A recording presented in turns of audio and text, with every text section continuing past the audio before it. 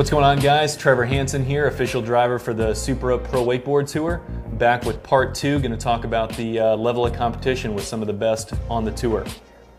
So if you guys had to pick 3 words to describe the level of riding these days on the tour, what would it be? For the boys. With one job. 3 word. That'll work. So double flips really became part of the scene last year with you guys, where they were real commonplace. But then this year, seemed like everyone was doing them. Do you guys think that double flips are a fad? Are they going to stick around? Are they too easy?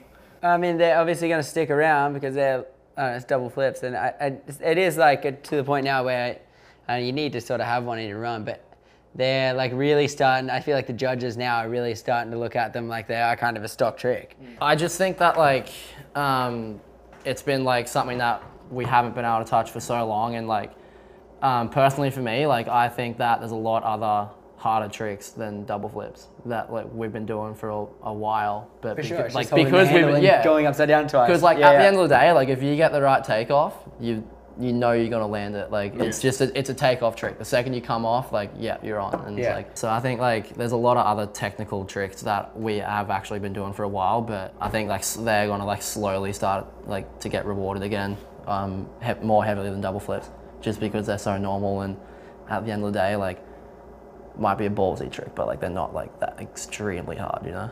How do you guys take the results? Every weekend the judges are could be different.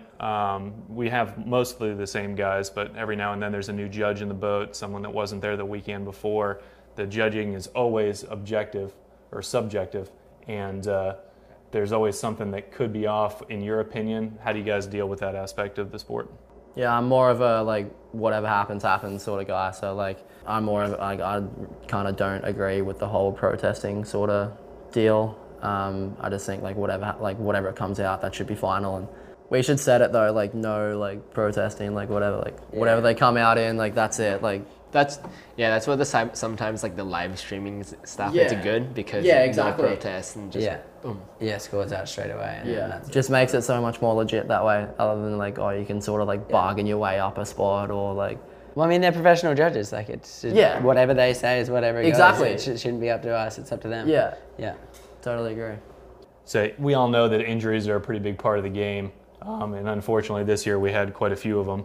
And some of them hit pretty close to home at some of the events. So how do you keep yourself healthy? How do you regain focus after an injury, or how do you even go out and ride after someone else has just come off the water being injured? Oh. That was my first ever injury in my career, so for me it was pretty heavy. But I mean, on a whole different page, I remember being on the dock and watching Mike's crash, and that was on a trick that he does day in, day out, sometimes as an opening trick. So, I mean, for me, that hit home, and I felt terrible. For days, I couldn't stop thinking about it, and I felt so bad for Mike. But I mean, Mike was instantly out. So for me, I mean, I got injured, and I managed to get back on a board 2 weeks after the injury. So it was definitely pretty heavy, but I mean, I was fortunate enough that I was still able to, I guess, get back out, right? Get back out, and I mean, I was hungry enough, and I knew I still had to try and finish solid in the rankings. So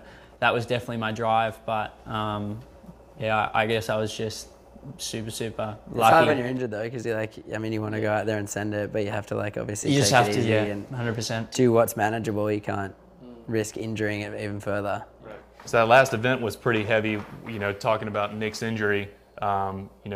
Most people, I think that all of us as riders knew, but people on shore and stuff didn't know that Nick, had a broken leg until afterwards when he rode. Yeah. But making it through all the rounds and watching him knowing that he had a broken leg during the rounds. What do you guys think about that, or how was it for you, Nick?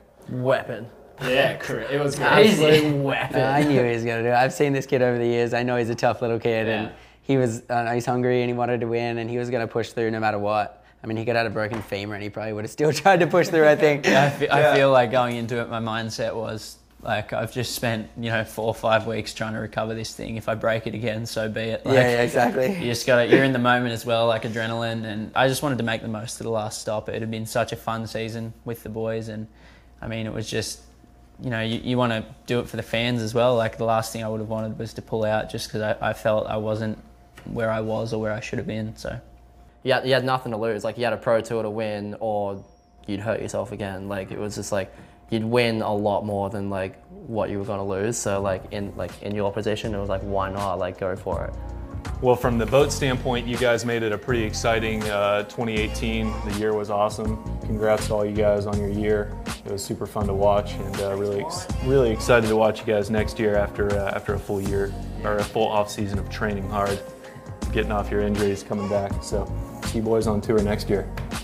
Yeah, mate.